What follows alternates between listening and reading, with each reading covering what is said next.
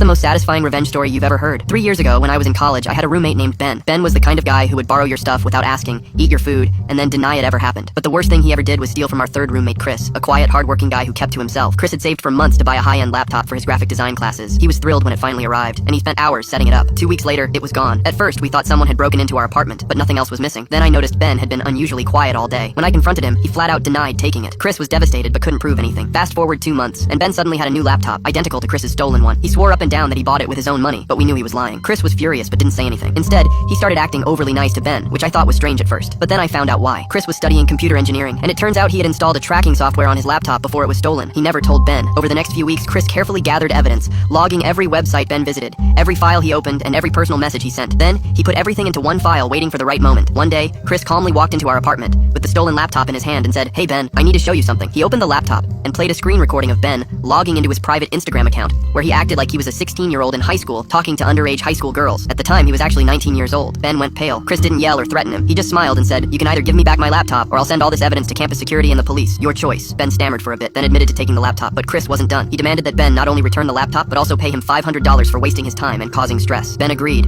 and Chris made him sign a written agreement to seal the deal. But the best part? Chris didn't stop there. He also reported Ben to the principal, using the evidence he'd collected. Ben was expelled within weeks for theft. Not only that, but the principal also sent the recording to the police, and Ben got arrested.